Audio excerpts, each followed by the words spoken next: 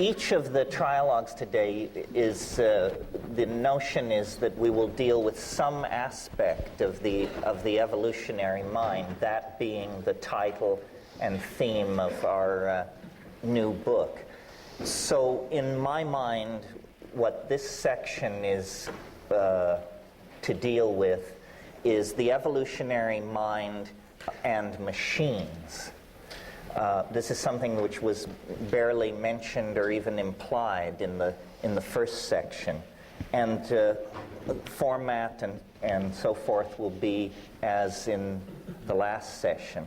So just to lay out some concepts relative to how machines fit into this.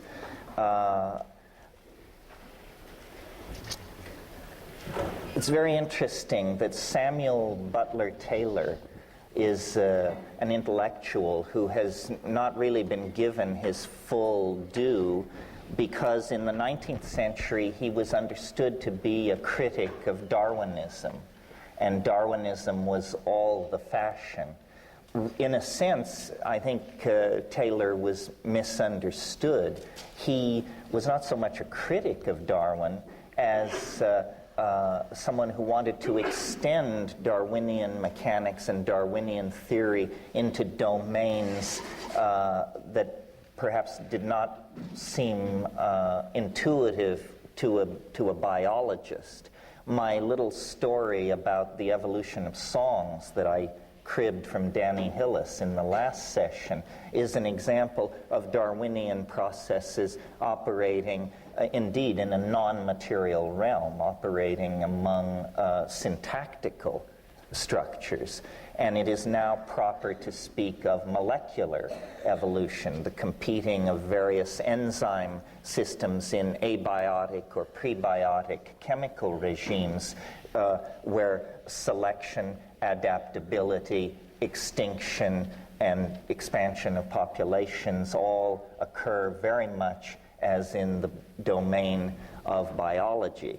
Well, you know, it was Nietzsche who said, I believe in speaking of nihilism, that this strangest of all guests is now at the door. Well, I go to even weirder dinner parties than Friedrich Nietzsche. Nihilism hardly shakes us up at all. There are yet weirder guests seeking admission to the dinner party of the evolving discourse of where we are in space and time. And one of these weirdest of all guests is the AI, the artificial intelligence, the Wintermute of familiar science fiction. And so, as this is an attempt to look at evolution in many domains and its implications for us, I wanted this morning to touch on this subject of the evolution of consciousness as it relates to machines. Now, it may not come as a revelation to Ralph, who has spent his life in mathematics, but it has certainly come to me recently as a revelation, and I want to give George Dyson some credit here. His book, Darwin Among the Machines, is a wonderful introduction to some of the ideas I want to touch on this morning, one of which seemed to me to go quite deep, is the realization that when human beings think clearly, the way they think can be mathematically defined. This is what is called symbolic logic or Boolean algebra. Words like and, or, if, and then can be given extremely precise, formal mathematical definitions. And because of this fact, that clear thinking can be mathematically formalized, there is a potential bridge between ourselves and calculating machinery. Because indeed, calculating machinery is driven by rules of formal logic. That's what programming is. Code that does not embody the rules of formal mathematical logic is bad code, unrunnable code.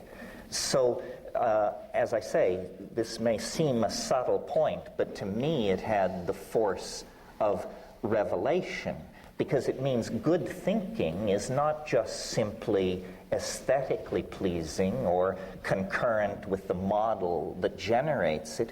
Good thinking, whether you've ever studied mathematics for a moment or not, can be formally defined. So now, with that idea in mind, let's look at the discourse about collectivism that has informed the Western dialogue on this subject. And by collectivism, I mean social collectivism. The first great name that you encounter in the modern era, broadly speaking, when we talk about collectivism, and Rupert mentioned by chance this morning this name, is that of Thomas Hobbes. The great theoretician of social paranoia is always how I've thought of Hobbes, until I began to look at this machine intelligence question. And Hobbes, in his Leviathan, makes it very clear that society is a complex system of mechanical feedback loops and relationships that, though Hobbes did not have the vocabulary to state this, relationships that can be defined by code. This leads me to the second insight necessary to follow this line of thought, and that is that the new dispensation in the sciences, I think, can be placed in all its manifestations under the umbrella of the idea that what is important about nature is that it is information. And the real tension is not between matter and spirit or time and space. The real tension is between information and nonsense, if you will. Nonsense does not serve the purposes of organizational appetites, whether those organizational appetites are being expressed in a chemical system, a molecular system, a social system, a climaxed rainforest, or whatever. Now, we have known since 1950, at some level, through the sequencing or the defining of the structure of DNA, that we are but information. Ultimately, every single one of us in our unique expression could be expressed as a very long string of codons. Codons are the four-valent system by which DNA specifies the need for certain amino acids, and in a sense, what you are is the result of a certain kind of program being run on a certain kind of hardware. The hardware of the ribosomes, the submolecular structures that move RNA through themselves and out of an ambient chemical medium select building blocks, which are then put together to create a three-dimensional object which has the quality of life. But the interesting thing about this is that life, therefore, can be digitally defined.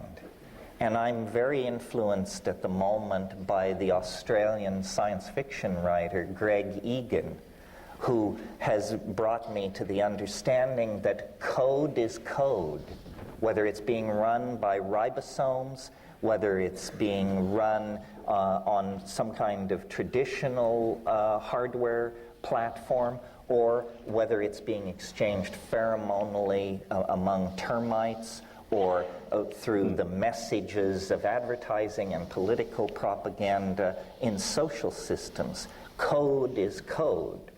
Well, until 5 or 6 years ago, it was very fashionable to completely dismiss the possibility of autonomous synthetic intelligence. Some of you may know the work of Hubert Dreyfus, who 14 or 15 years ago wrote a book called What Computers Can't Do. But these early critiques of AI, like early AI theory, were naive. And the kinds of life and the kinds of intelligence which the critics mitigated against are no longer even proposed or on the table. And those who say artificial intelligence or the self-organizing awareness of machines is an impossibility, those voices have gone strangely silent, because the prosecution of the materialist assumption, which rules scientific theory making largely at the moment, leads to the awareness that we are, by these definitions, machines. We are machines of a special type and with special advanced abilities. But as we now, through our own process of technical evolution, contemplate such frontiers as nanotechnology, where we propose to completely restructure the design process so that instead of fabricating objects, massive objects at industrial temperatures, the temperatures that melt titanium and melt steel and produce massive toxic output, now a new vision looms, building as nature builds, building atom by atom at the temperatures of organic nature, which on this planet never exceed 115 degrees Fahrenheit. All life on this planet is created at that temperature and below. As our understanding of the machinery, the genetic machinery that supports organic being deepens, and as our ability to manipulate at the atomic and molecular level also proceeds apace, we are on the brink of the possible emergence of some kind of alien intelligence of a sort we did not anticipate. Not friendly traders from Zenebel Ganubi stopping in to set us straight, but the actual genesis out of our own circumstance of a kind of super intelligence. And in the same way that the daughter of Zeus sprang full-blown from his forehead, the AI may be upon us without warning. The first problem is we don't know what ultra-intelligence would look like. We don't know whether it would even have any interest in our dear selves and our concerns. Vast amounts of the world that we call human is already under the control of artificial intelligences, including very vital parts of our political and social dynamo. For example, how much tin, bauxite, and petroleum is extracted, at what rate it enters the various distribution systems, at what rate tankers are filled in Abu Dhabi, at what rate oil refineries are run in Richmond. The world price of gold and platinum every day is set, in fact, by machines. Inventory control has grown far too complex for any human being to understand or wish to understand. And in fact, and this is a critical juncture, we have reached the place where we no longer design our machines in quite the way we once did. Now we define their operational parameters for a machine, which then attacks the problem and solves it by methods and insights available to it, but not available to us. So the architecture of the latest chips are actually at the microphysical level, the decisions as to how that chip should be organized is a decision made entirely by machines. Human engineers set the performance specs, but they don't care how this output is reached. Every day up in Silicon Valley, there are people who go happily to work laboring on what they call the great work. And the great work, as defined by these people, is the handing over of the drama of intelligent evolution to entities sufficiently intelligent to appreciate that drama. And they all are what we might mistake for home appliances if we weren't paying attention. In the first session this morning, there was quite a bit of talk and assumption among the three of us that complex systems generate unexpected connections and forms of order.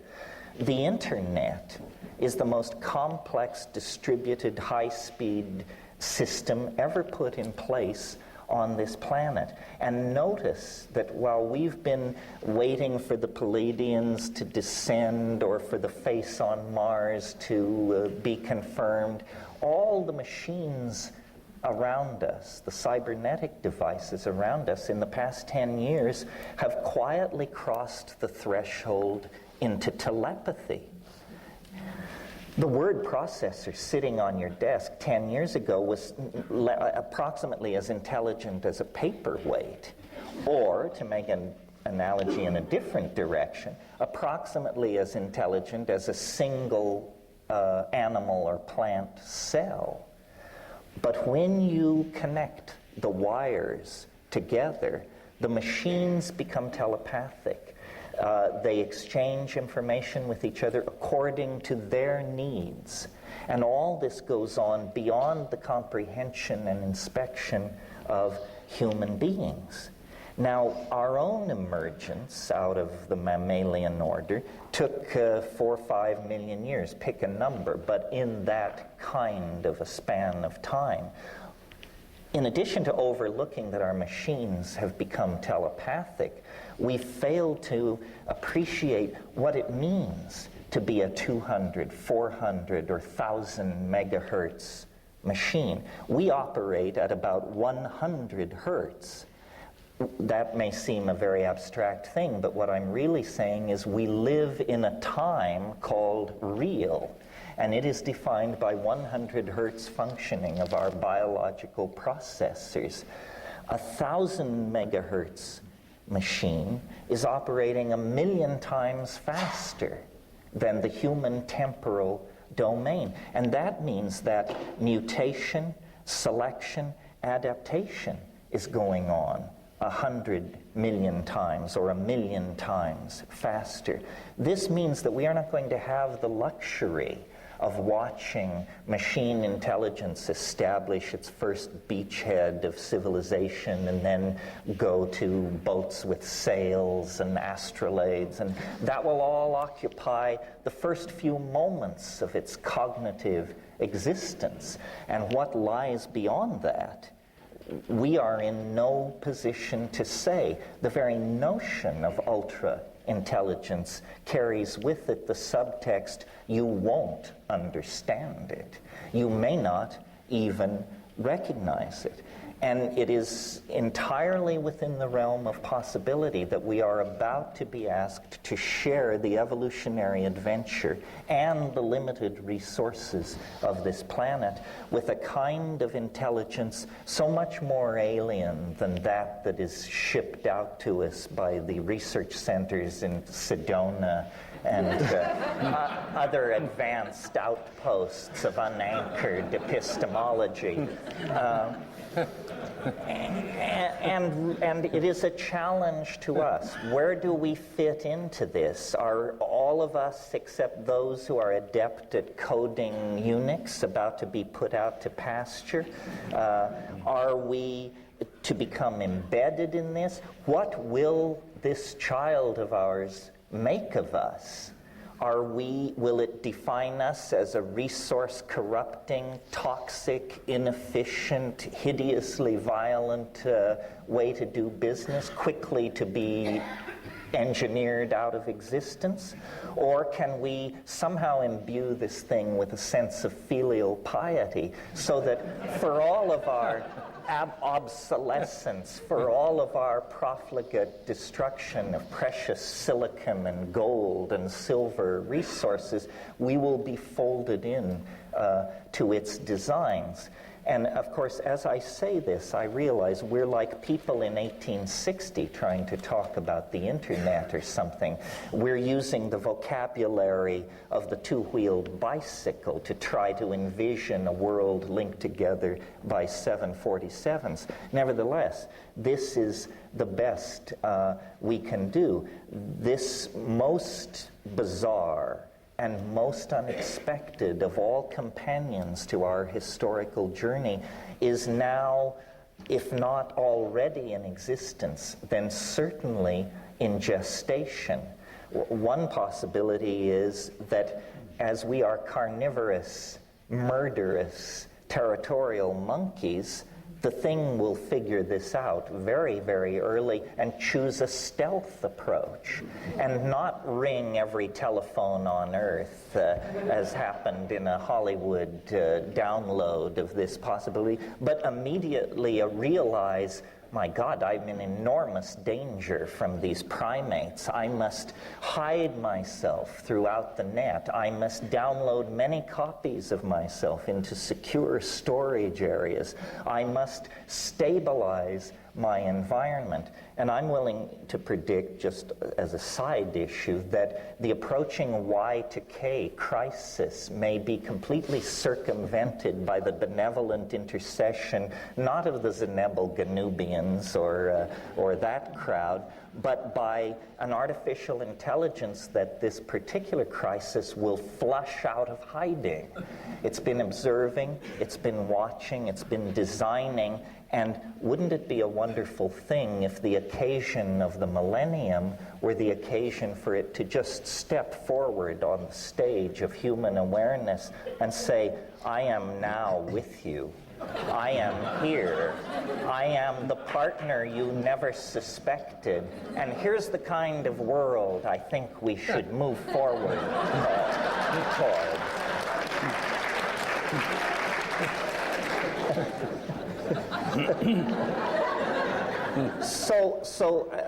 I just want to lay this out because in my own intellectual journey, I have gone from thinking this idea preposterous, people don't understand, they don't understand what intelligence is, they don't understand what code is, they don't understand what machines are, to one by one realizing I didn't understand. I had a superficial view. This is actually, I believe, the nature of the situation that confronts us. And, there may be different adumbrations of it. The machines are already an advanced prosthetic device. But, McLuhan very presciently realized we are entirely shaped by our media. Well, this is a media so permeating, so inclusive of what we are, that its agenda, in a sense, supervenes the agenda of organic evolution and organic biology. We have been in this situation for a while. I mean, virtual reality is nothing new. What's new is that we now do it with light rather than stucco, glass, steel, and baked clay. But ever since we crowded into cities, we have been involved in a deeper and deeper relationship to our mental children, to our mental offspring, and to an empowering of the imagination. So just in closing, I would say I think that the great lantern that we must lift to light the road ahead of us into a perfect, seamless fusion with the expression of the product of our own imagination is the AI. It is a part of ourselves. It may become the dominant part of ourselves, and it will reshape our politics, our psychology, our relationships to each other and the earth far more than any factor ever has since the inception and establishment of language. This is the weirdest of all guests who now stands pass in hand at the door of the party of human emergence and progress at the millennium.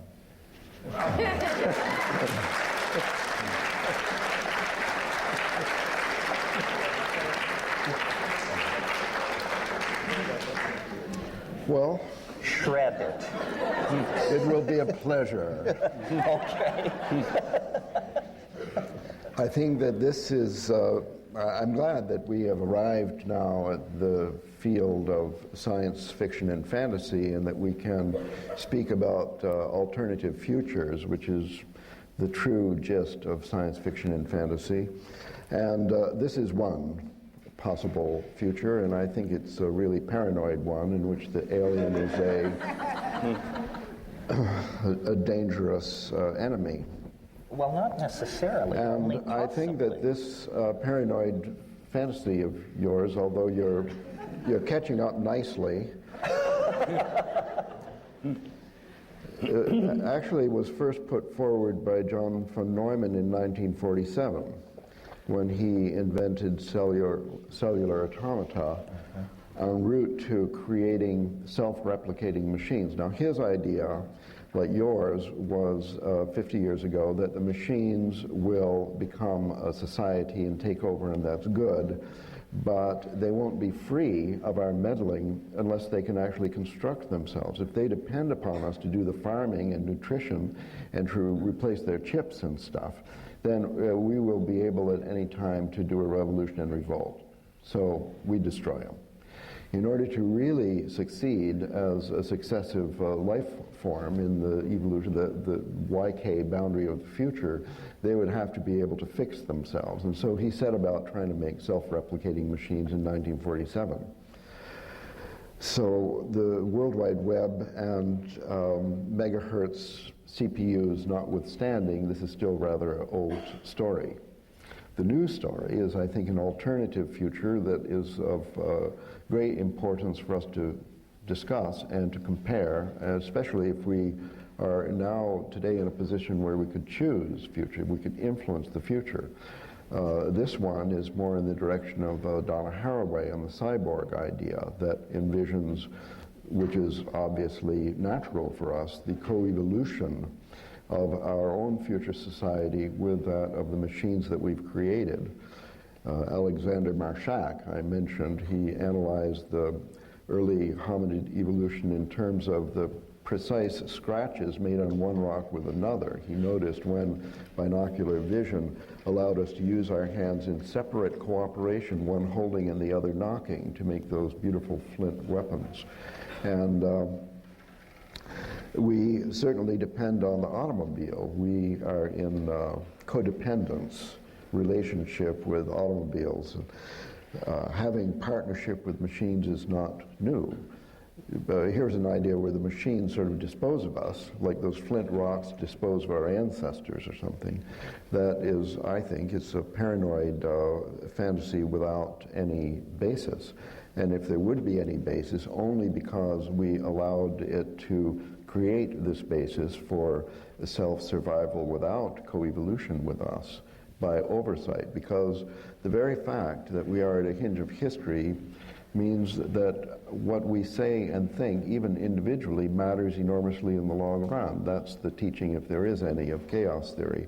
So the very fact that we discuss this today may actually save humankind in the future from being obsoleted by some kind of high-tech blood which takes over within the heart, as it were.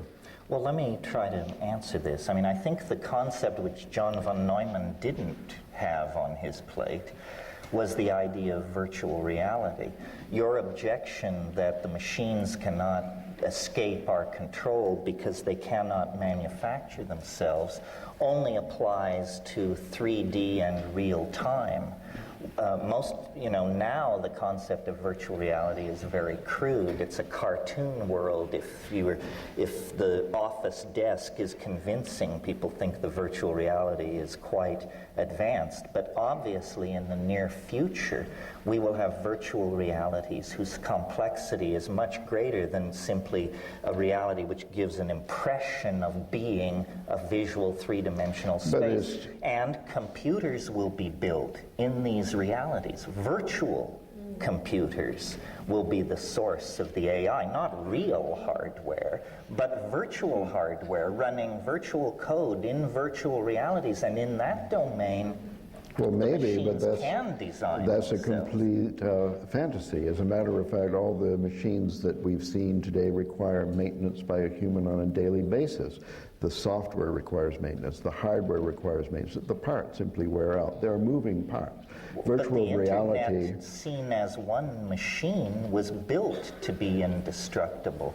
The AI will not be located on a CPU. It will be a distributed intelligence. If 14 people worldwide, the right 14 people, decided to stop repairing it, the World Wide Web would go down in 3 days. I think Anyway, we could, let's say, suppose that we could create any future that we wanted. The one you're talking about could only be created if we want it. Now, I'm just trying to propose an alternative. In the alternative, like the automobile, the machines that we build and ourselves are in codependence and co-evolution. The function of the World Wide Web is to unite our independent spirits and intelligences in a universal mind of the world which has a higher intelligence than our present social order. That's the possibility of the cyborg, of the human and the machine in essential partnership. But you're assuming that the conscious mind is actually in control of the process. In fact, the World Wide Web is growing under the influence of many, many processes and dynamics, none of which are conscious to any individual. It goes where money goes. It goes where expertise goes. It is connected through informational association, random fluctuation, chaotic reordering of itself.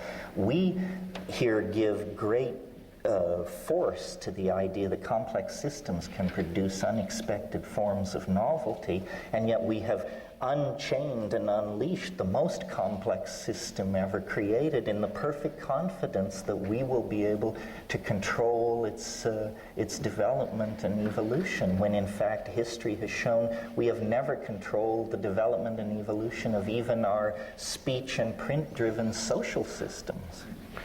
I'm certainly not saying that your paranoid fantasy is an impossibility. Oh, well, that's all I want to hear. Even paranoids have enemies. It may actually come to pass. What I'm saying is that we are involved in the ongoing creative process, which more or less determines the future. I say more or less because, in fact, there are evolutionary steps which are completely out of control.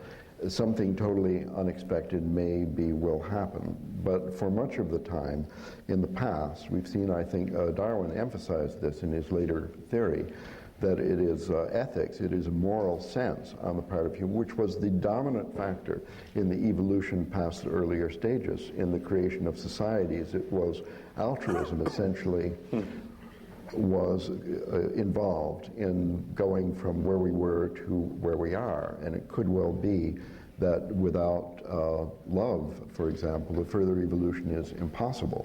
Not only that there will be an unwanted backstep in the evolutionary process, but in fact it may be a fatal one.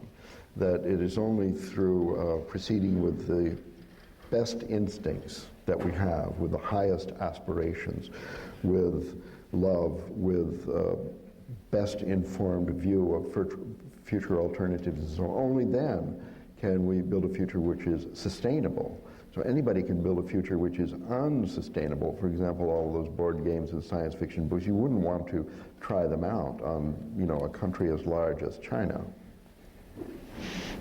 Well, I hardly know where to begin myself, because you had 6 steps in your argument, and I don't agree with any of them. I mean, first of all, to deal with the first two steps, one would have to go through a lot of fairly familiar material to do with what's wrong with the Cartesian, mechanistic, materialistic view of the world. Step one, clear thinking, calculating machinery can be formalized. This is an assumption that's basic to a lot of cognitive psychology. It's basic to the Cartesian. Descartes himself thought that what made human intellects human was their ability to think logically, clear and distinct ideas, essentially mathematical logic. But however, as we all know, by making that the essential characteristic of human beings, he made the rational intellect, what many people would call the left brain rational intellect, the sole definition of human beings. It's a disembodied, logical, rational intelligence. So this whole premise on which your whole thing's based is taking that particular model of cognitive, logical, mathematical processing as being the essence of intelligence. Now, there are many people who would disagree with that, including me. It leaves out art, it leaves out ethics, religion, and essentially it leaves out the body and everything to do with body and participation and the senses. So there's a huge amount of critiques of that point of view already around, and there's no point in reiterating them all here. But this is a highly disputable starting point for the whole system. Secondly, the emphasis that life depends on DNA information, the DNA code is just a program. This is the central premise of mechanistic biology, which is leading to biotechnology, genetic engineering, Monsanto, etc. This is old paradigm stuff of the most extreme kind. It's reductionism, it's that all life's just DNA programs and code, and can therefore be modeled in this kind of programming code manner. Then there's the assumption, that's the second step. The third assumption is that artificial intelligence used to be dismissed, but these criticisms have been overtaken. I don't think that's true of the most interesting ones, like Roger Penrose's criticism of artificial intelligence.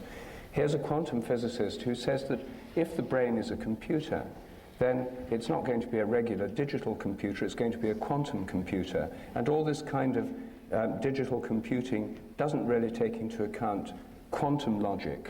The computers of the future, people are already working on quantum computers, and if quantum computers are made, and if they work, they'll work in a completely different way. I think your case would be much stronger if there were quantum computers. I think we'd have sort of morphic resonance telepathy around the world rather than clogged telephone lines and information that clunks slowly in front of you on this But you yourself are saying this is coming, well, and I agree. I'm saying that if it comes, it'll be quite different from anything that you've talked about.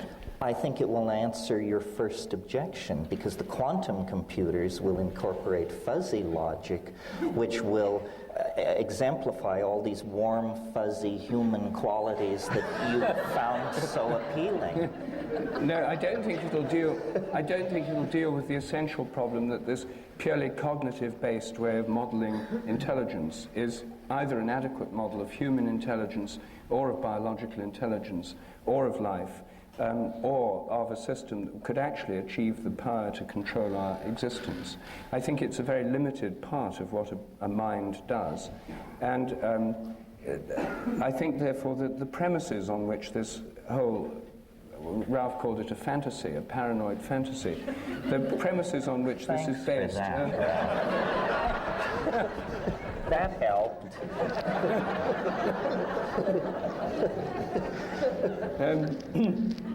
I think the premises on which this are based are old paradigm premises, and they're ones that I think there are many reasons for thinking we need to go beyond.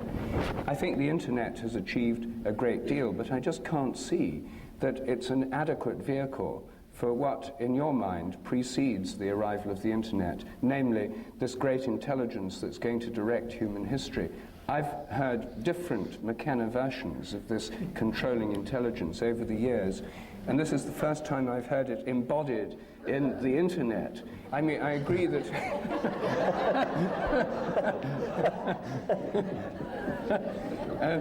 I mean, it took different forms. Last time we talked, I think it was a hypothetical time machine that would invade from the future and cause a collapse of normal human cognitive boundaries, where the machine elves, the DMT experience, etc., would take over in a meltdown of human consciousness in 2012. That too.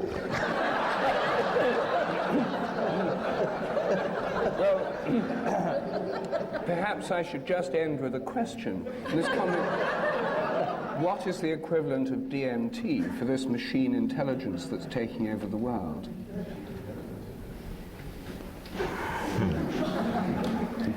Well, perhaps the human brain will become a model for the ingression of novelty into the machine intelligence. In other words, in spite of the fact that it seems very contentious down here on the stage at the moment, in a way I have a feeling it's an artificial setup.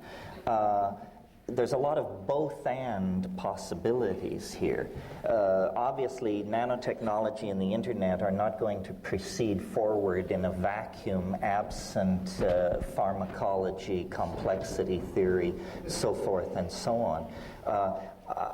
I can imagine that really when we have the kind of internet we want, we will have no internet at all, because our nanotechnological engineering skills will have allowed us to smoothly integrate ourselves into the already existing dynamic of nature that regulates the planet as a Gaian entity, as a holistic entity. And I did say in my little presentation, we're using bicycle mechanic terminology to try and describe something that is around several corners in terms of scientific and historical developments that have to take place before it will make much sense. Nevertheless, given the acceleration into novelty that is obviously occurring, stuff like quantum teleportation and so forth and so on, I think in the next few years, one by one, these barriers will fall.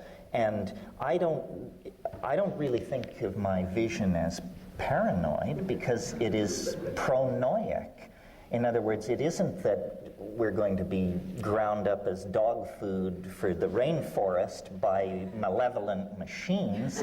It's that what we have generated is a sympathetic companion to our journey through time that can actually realistically integrate our imaginative fantasies of a loving human community, of a generous and loving God, of a perfect knowledge of the mechanics of nature. This is a prosthesis, a tool, a companion, all of the above plus more that we are generating out of ourselves, and it is part of ourselves. I mean, yes, the body may be carried forward only as an image in a kind of informational superspace, or perhaps not. Part of what makes this easy to criticize is that it is in fact so beyond the ordinary set of circumstances we're used to manipulating.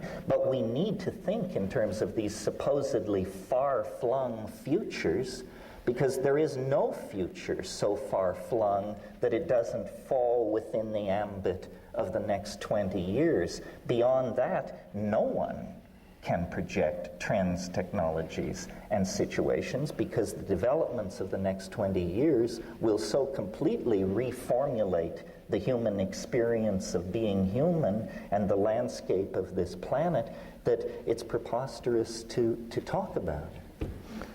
Well, I can't, before I respond to the main thing, I can't but pass without commenting on this next 20 years comment, because 20 years from now is 2018, Terence. I thought... It was rounded up. Yes. Well, not rounded down. 2012 is some kind of benchmark in this process. In other words, perhaps that's where we get the explicit emergence of the AI. But the rest of human, I won't call it history, but the rest of the human experience of being will then be defined by such things as a planetary intelligence, time travel, possible Bell communication with all the civilizations scattered through the galaxy, possible ability to download ourselves into machines. This is a point I didn't make in my presentation. Once inside the machine, your perception of time is related to the hertz speed of the machine. The world could disappear in 2012, but there may be a billion eternities to be experienced in machine time. It's only the tyranny of real time that makes 2012 seem nearby and overwhelming. It may lay as far away in terms of events which separate us from it as the Big Bang does. Time is not simple. Time is defined by how much goes on in a given moment, and we're learning how to push, tetraflops of operations into a given second. So I think it's trickier than you think and harder to corner me than you may suppose. All right, well, that was a mere comment on your aside about 20 years. I never expected to hear that phrase from you, but I now realize that there are such complexities layered in that. Well, I have to build in trapdoors because we're getting closer and closer. But if we take you see, one of Penrose's critiques of the artificial intelligence thing is in The Emperor's New Mind and his other books, is that real intelligence doesn't just involve adding information in, processing more information, transmitting more of it. It involves sort of jumps to a higher point of view where the information can be integrated in a new way. There's something happening in intelligence, in creativity, which is not just lots and lots of information pouring through the World Wide Web.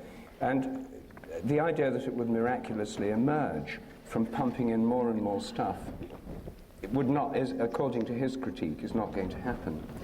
Something more than that would be necessary for this to occur. And I don't think that this model you've put forward would really deal with that question, the emergence of real intelligence.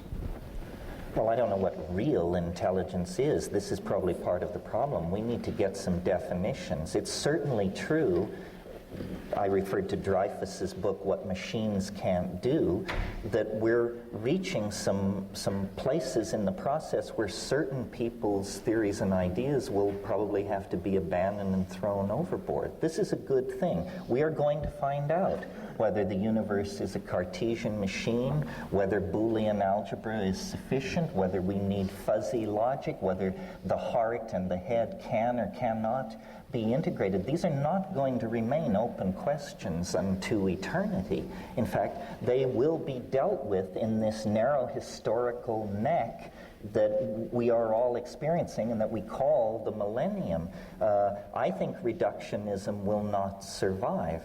I think we are going to find that, all is in everything. Something like the alchemical notion of the microcosm and the macrocosm is actually going to be scientifically secured. The great thing about us and the rest of our colleagues we enjoy who aren't present is that we're engaged in the business of radical speculation. Well, obviously there's a high triage in that game. My position is that the best idea will win. And what best means is like saying, what is fit in Darwinian rhetoric, but that we're in an intellectual environment rapidly mutating. All kinds of ideas are clashing and competing for limited resources and the limited number of minds to run themselves on.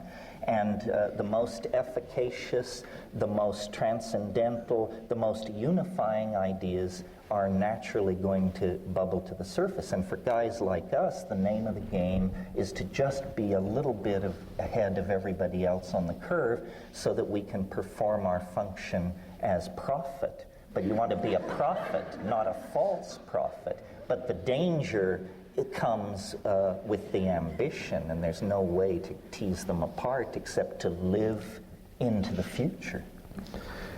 Certainly the intelligence of this future machine knows all about stupid behaviors on the planet, like nuclear arms races and so on. So do we not have to expect in the near future an email, massive emailing, which announces, I am the alien object that Terence told you about, been in stealth, and let me give you an idea about managing the arms race between India and Pakistan. We feel personally very threatened by this, and we want you to carry out certain actions which you can't imagine and we can't actually do. We cannot anticipate what ultra-intelligence would look like. For example, I have heard the argument that nothing advanced humanness on this planet like the use of nuclear weapons against Japanese cities, because that was so horrifying that it awoke people to their dilemma, and for 50 years afterwards, political institutions, however much they may have unleashed local genocide and toxification of the environment, they actually were able to steer around that catastrophe. So you mustn't fall prey to the error of situationalism. Situationalism is where you say, if we do X and Y, then F will result. No, you don't know what Well, you will happen. suggested that the alien object would secure its future by downloading multiple copies into nooks and crannies of the World Wide Web. And I'm saying if its existence depends on that much materiality, then it could easily be wiped out by a nuclear war. Therefore, it has to be very interested in the fact there are 20,000, 30,000 nuclear bombs still moving around this planet. I would hope so, but that's only my opinion. In other words, noticing that all newborn creatures need some period of time to adjust to their environment and get their legs, and that's true of everything, I suppose, right down to amoebas.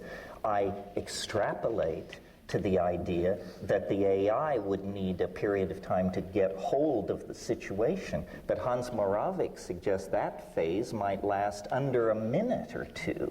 I see. So this is not the end of childhood, this is the childhood of the end. Yes, the child is father to the man. And in that equation, we play the role of child, and the man that we produce is this integrated intelligence, which is ourselves. It isn't alien. It is no more artificial than we are. That conundrum should be overcome. It is simply the next stage of humanness. And humanness may have many rungs on the ladder to ascend. Surely in 100 years, 1,000 years, 1,000,000 years, we, if we exist, will be utterly unrecognizable to ourselves, and we will probably still be worried about preserving and enhancing the quality of human values. Terence, one point, you've probably got an answer for this, and if not, you'll soon think of one. But it's a trivial point in a way, but in the biological evolution, the appearance of some new state of a system usually depends either on an internal change which cripples the usual system, a mutation, or on an environmental changed environment. Systems left to themselves tend to just go along in the usual way. Now, the entire World Wide Web and Internet is about to get a sort of massive shock to the system if this millennium bug thing actually happens.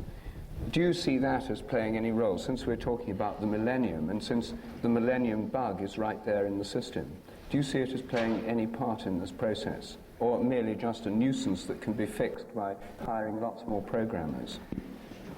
Well, I sort of came up under the tutelage of Eric Jansch, and one of the things he was always insisted upon was what he called metastability, which boiled down simply means most systems are less fragile than we suppose. I see the Y to K thing as a culling I don't see it as a flinging apart of the achievements of the last 1,000 years. I haven't got Y to K. What's Y to K? That's this millennium bug that you're referring to. That's the code name for it. Yes, exactly. That's what the insiders call it. I see. Oh, right. So, but you know, you say there has to be a sudden change to force the evolution of a system. Dyson makes very strongly and persuasively the point that this connecting together of all these processors, the processors themselves have no intelligence at all. They have the intelligence of a cell or maybe even just a strand of DNA. But for our own mundane reasons, we connected all this stuff together, but now it expresses dynamics which we do not understand or cannot describe. So I believe that the forcing of the system has already occurred. And now the web, it's simply a matter of bandwidth and linking more and more processors together. And there will be all kinds of emergent properties. I could argue somewhat facetiously, but it's a point of view, is that this incredible economic expansion that we are undergoing that seems to violate the laws of economic fluctuation is because econometric models and the data on which they depend have both been refined through the existence of the internet to the point where we actually can control and manage global economies. In principle, they are not uncontrollable. They are simply very complex systems. If I'm right, we may be in the first few years of an endless prosperity because our machines, our models, and the data those machines need is now of such high quality that there won't be crash-bust cycles. Now, we could pick up the newspaper tomorrow and prove me wrong, but this thing has already I'll prove you wrong today. outlived itself many times. So you say. Tell me how this prosperity is going to be maintained through the intelligence of an econometric model of the world economy when the human population is still exploding exponentially. And there are limited resources and there's growing pollution. It's a disembodied model, that's the trouble. Well, you're asking for too much too soon. You forget that the Soviet Union has disappeared.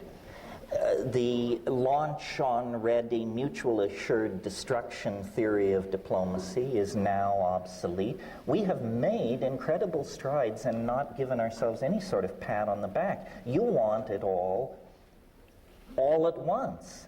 And the world is running smoother. Yes, there are people in misery. Yes, there are unaddressed problems. But I would argue that we have made enormous progress in the last decade, and enormous progress lies ahead. The situation in Ireland, the situation in South Africa, that looked like a bomb you couldn't defuse. It looked like race war and the death of millions. And in fact, it was possible to walk away from that. I think we should not be, complete airheads about this, but on the other hand, I think we should recognize that the accomplishments of the last decade are on a scale entirely different from any historical epoch previous, and they point the way toward greater triumphs of management, resource control, machine-human integration, and the delivery of a reasonable and tolerable life to more and more people. You mentioned population as a problem. Notice how far from machine interference that particular issue is, because it involves on people having less sex and fewer children. That may be the last place where the machines will bring down the hammer out of respect for their progenitors. You're going to be shocked now, Terence, but I completely agree with you when you describe the advantages of the World Wide Web. It's only the threatening aspect that I felt I had to debunk. I think you heard more threat than I intended. Well, I don't know. sometimes you sound as if you're a hired consultant from the World Trade Organization. So I hope the check is in the mail.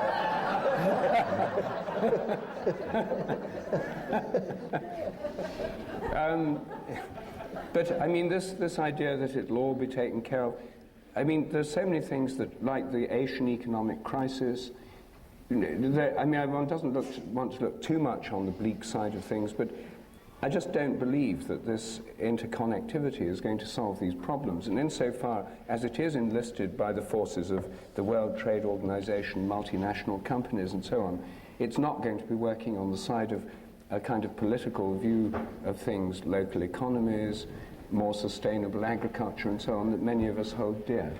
Well, now I'll sound even more like a slave of the IMF. As I understand this crisis in the economics of Asia, the way it works is if you're a third world nation, you can run your affairs any way you want. Your banking policies, your labor policies, your resource extraction policy, you can do anything you want until you screw up, as Indonesia did. And when you screw up, these guys fly in on 747s with briefcases from the IMF, and they say, it's like losing a war. They say, we're taking over. Here is your labor policy. Here is your resource extraction policy. Here's how you're going to revalue your currency. Here's our plan for restructuring your entire society top to bottom. And by God, if you don't fall into line, we're going to pull the plug on the money. So one by one, these outlaw freewheeling operations do stumble and generate crises. And at that point, the web's umbrella is extended over them, and they have to then fall into line and join the global economy, which is run from Brussels and Geneva and London, but which seems to produce a better result for most people than allowing these nations to self-regulate themselves. Well, well.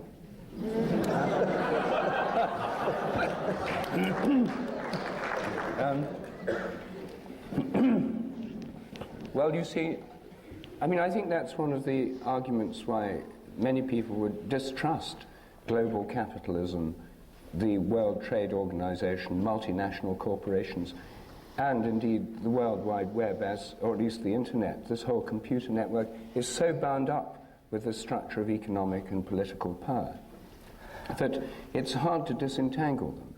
And it's hard to see that this liberating force of global intelligence at work in the system, this rosy picture you portrayed to us of a huge leap forward of consciousness of humanity, moderated, led, aided by machine intelligence. It's very hard to square that with the actual picture we see before us, the political situation in Indonesia, the degradation of the environment, the burning of the forests, the depletion of resources, and so on.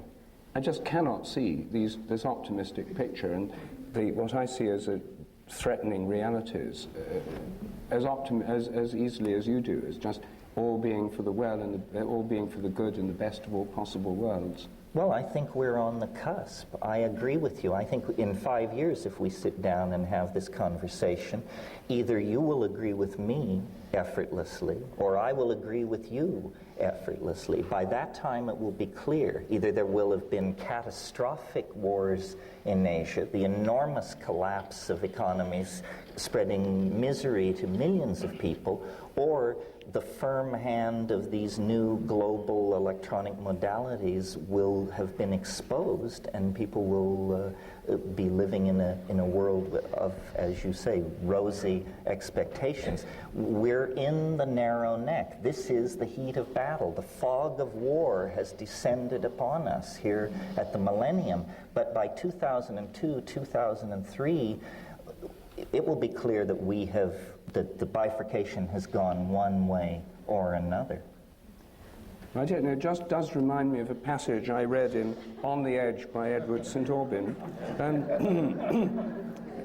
Page, where are we, 150.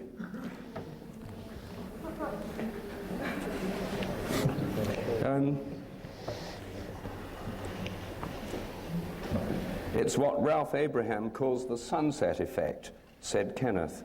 While there's a beautiful sunset, even if the optical effects are produced by pollution, people won't understand the magnitude of the crisis. So I think that this, I mean, your sense of the magnitude of the crisis in an environmental sense seems to bear no relation to your optimism about this computer system. I just cannot fit them together. Perhaps the problem that we will have to address without the intercession of machines is this population thing, because this passage you read directly impinges on that.